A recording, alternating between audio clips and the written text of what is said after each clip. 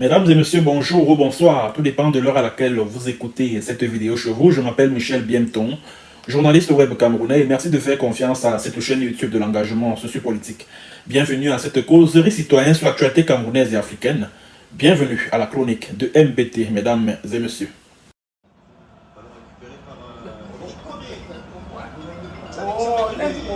Mais laisse-moi blague.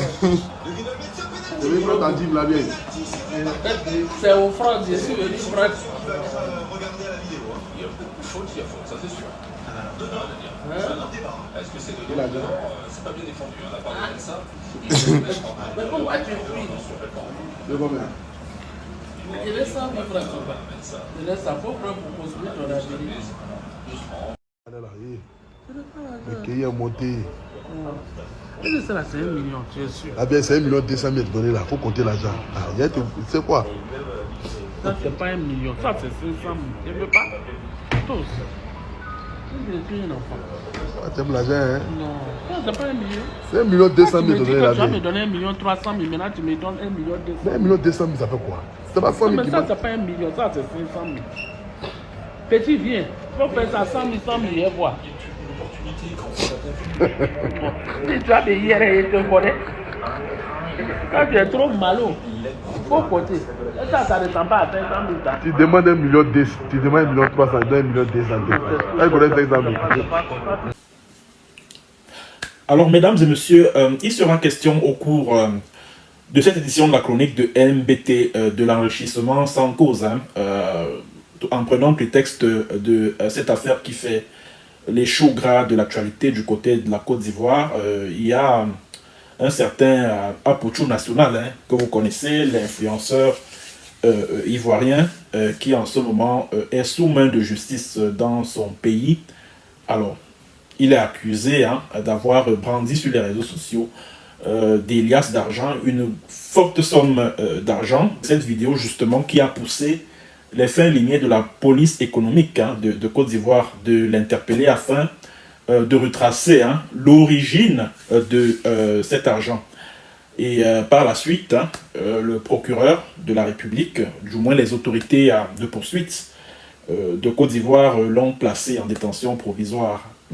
Et une enquête a été ouverte par le juge d'instruction.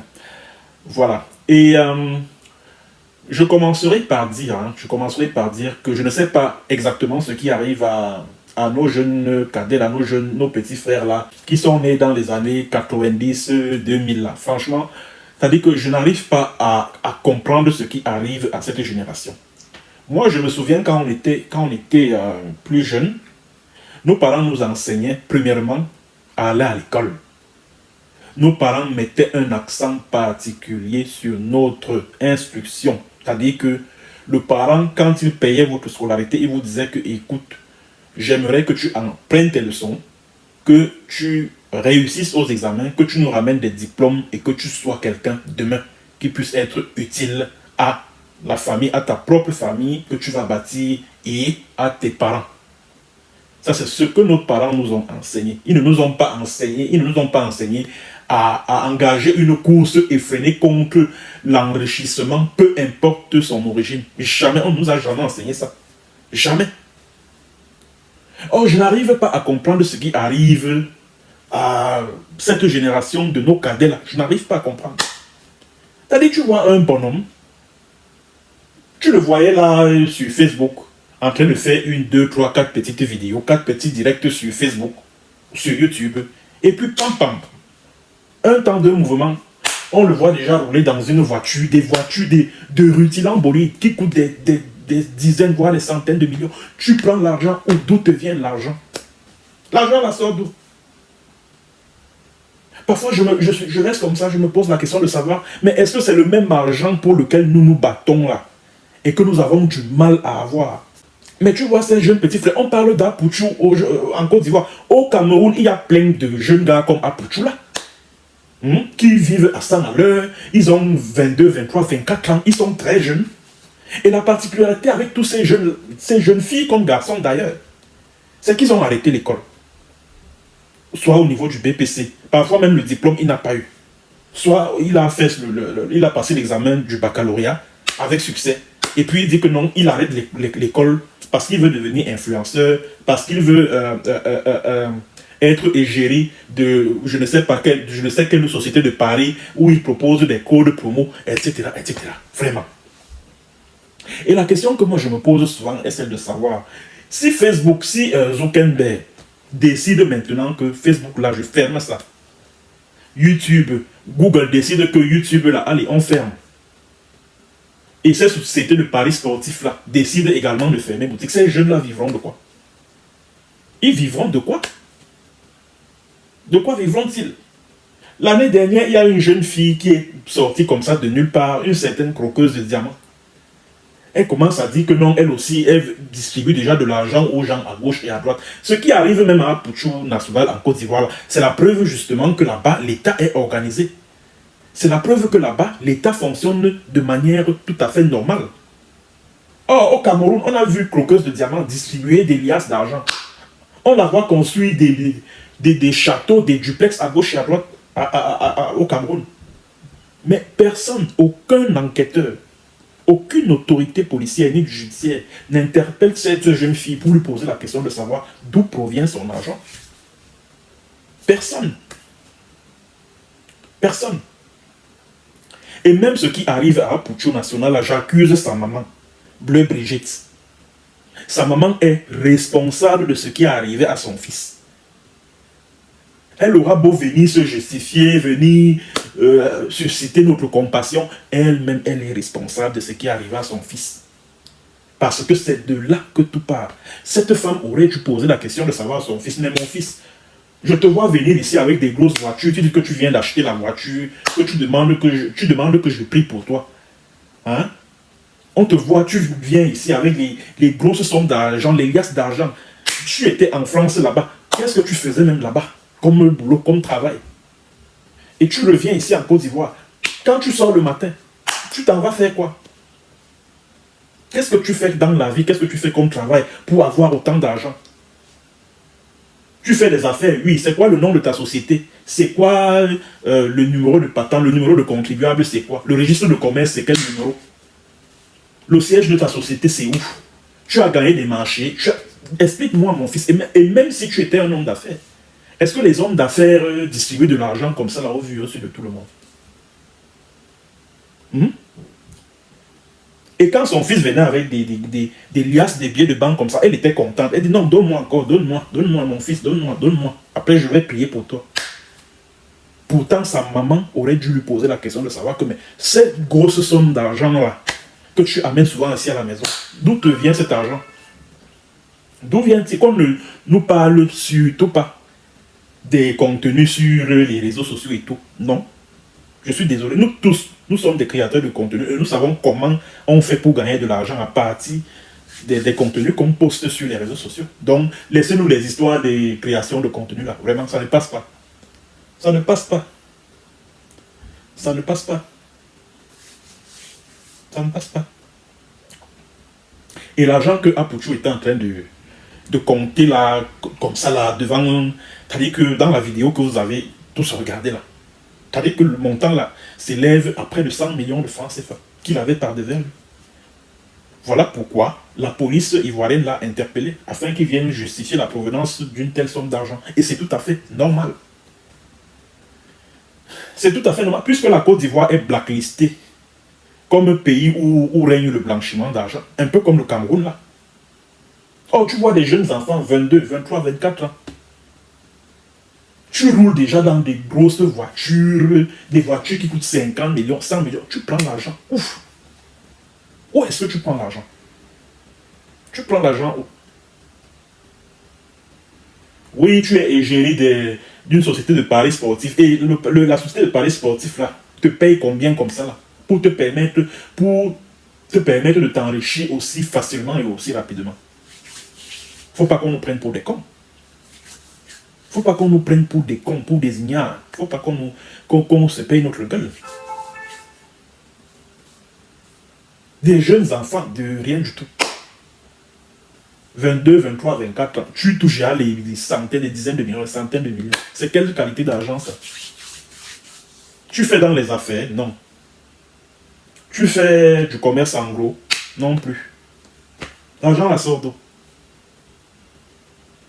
Et c'est comme ça que ces enfants-là sont utilisés pour manipuler, pour corrompre la jeunesse, de manière à ce que la jeunesse comprenne, la jeunesse africaine comprenne que l'école ne sert plus à rien. C'est-à-dire qu'on veut enseigner à nos jeunes frères africains que l'école ne sert plus à rien et que le plus important, c'est d'être, je ne sais pas moi, influenceur web ou alors créateur de contenu sur les réseaux sociaux et pouvoir gagner de son argent. Non, non, je suis désolé. Ce n'est pas ça le plus important. Le plus important, c'est d'aller à l'école, avoir ses diplômes et devenir quelqu'un demain. C'est ça le plus important. Nous, quand on allait à l'école, on avait pour modèle le médecin, le policier, le gendarme, le militaire, le journaliste, l'enseignant d'université ou alors l'enseignant de lycée. On n'avait pas pour modèle le client. Encore qu'à l'époque, à notre époque, ces histoires-là n'existaient pas. Ça n'existait pas. Et comment se fait-il que les parents mettent à la disposition des élèves de lycée, tu vois un enfant en classe de 6e, 5e, 4e, il va à l'école avec le smartphone. Est-ce que c'est normal ça? C'est normal? C'est normal?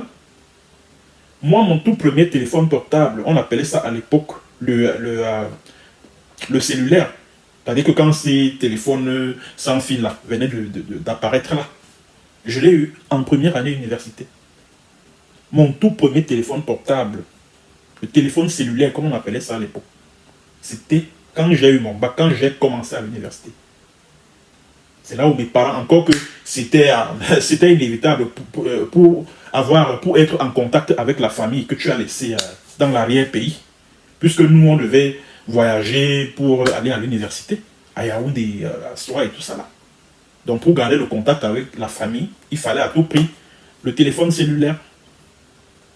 C'est donc quand j'arrive à l'université que mes parents m'offrent un téléphone portable. Or tu vois les enfants du secondaire, 5e, 4e, ils ont déjà l'Android et même le iPhone. C'est pour faire quoi avec ça? C'est pour faire quoi avec? C'est pour faire quoi? Et même comme je pense que l'arrestation d'Apouchou n'est que on va dire quoi, un grain de sable dans la mer. Puisque si on remonte toute la filière là, on va trouver que des gros bonnets sont derrière cette histoire. Parce que il n'y a pas de façon d'expliquer ça. Ça c'est un circuit de blanchiment d'argent, rien à faire.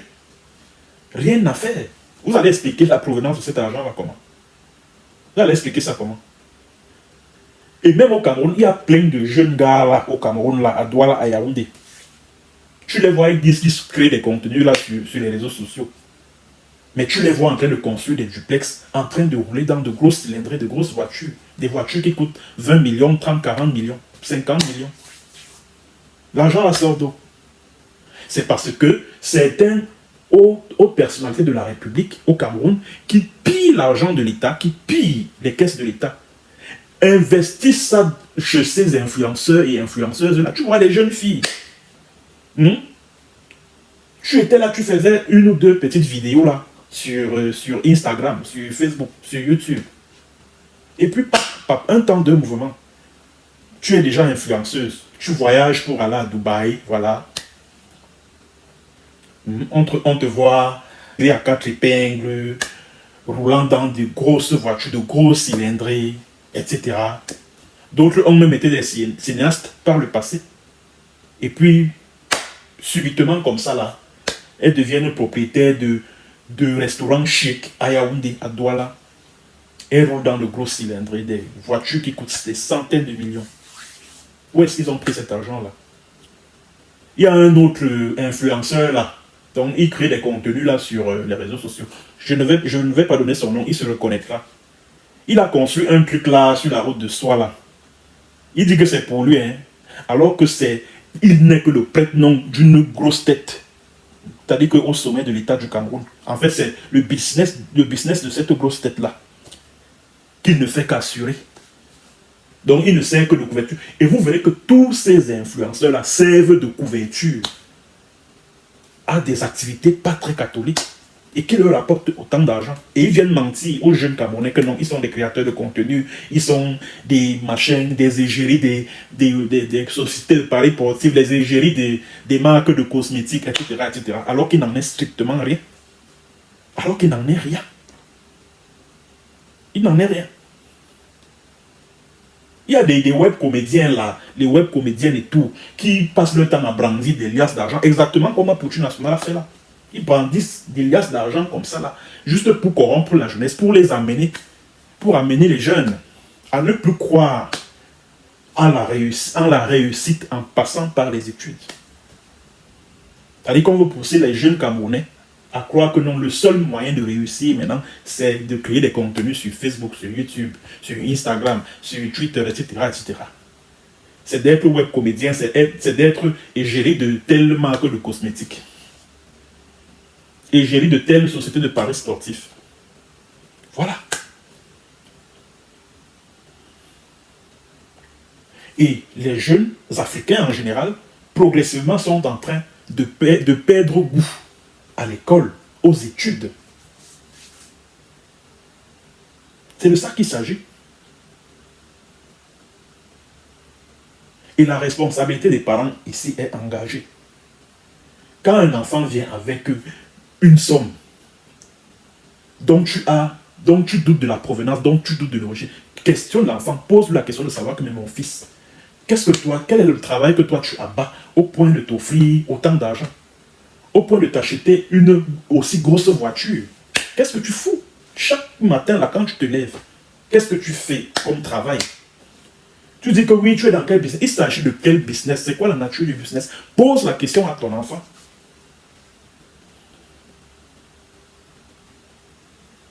Et j'ai vu la maman d'Apouchou, Bleu Brigitte. Aujourd'hui, elle pleure, elle se lamente. Pourtant, avant, elle faisait exactement comme son fils, à savoir brandir les billets de banque, faroter les gens, etc., etc., devant les caméras. Elle se faisait filmer en train de distribuer de l'argent, en train de jeter de l'argent sur le crâne des gens et tout et tout. Voilà. Tout ça à cause du proving, à cause du match vu, à cause de ceci, à cause de cela. Et le drame, c'est que des gens pareils sont adulés en Afrique. Hein. Ils sont populaires. Regardez Apoutu National. Très populaire en Côte d'Ivoire. Très populaire. La gloire, les honneurs, l'argent. Vous voyez alors où ça conduit? Vous voyez? Vous voyez où ça conduit? Où ça conduit Apoutu? Voilà. J'espère que ce qui est arrivé à Apoutu National, cela va servir de leçon à ses frères camerounais qui sont au Cameroun là. Faites très attention, hein, parce que ce qui est arrivé en Côte d'Ivoire, ça peut inspirer le gouvernement camerounais.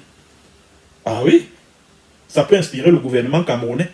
Ça peut pousser le gouvernement camerounais à chercher, à creuser sur l'origine des avoirs de ces jeunes influenceurs et influenceuses là, entre guillemets.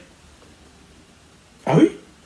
Parce que beaucoup sont des prête-noms, des ministres, des hauts cadres de la présidence qui détournent l'argent là. Beaucoup sont, c'est-à-dire qu'ils sont des prête-noms de ces ministres là. Beaucoup. Beaucoup. Et comme en ce moment, ils sont en train de se taper dessus entre eux là, les histoires de guerre, de clans, des batailles de succession. Bon, maintenant, le clan qui a le plus de pouvoir peut décider maintenant de nuire à certains là. À certains de ces influenceurs-là, croyant pouvoir atteindre on va dire quoi, leur parrain, qui est haut placé. Ah oui. Donc ce qui est arrivé à Apouchou, ça peut inspirer les autorités camerounaises. Bon, mesdames et messieurs, c'est ce que j'avais à dire concernant cette actualité. Partagez la vidéo au maximum. Merci d'avoir suivi. Et à très bientôt pour une autre séance et sur un autre thème. Allez, portez-vous bien. Au revoir.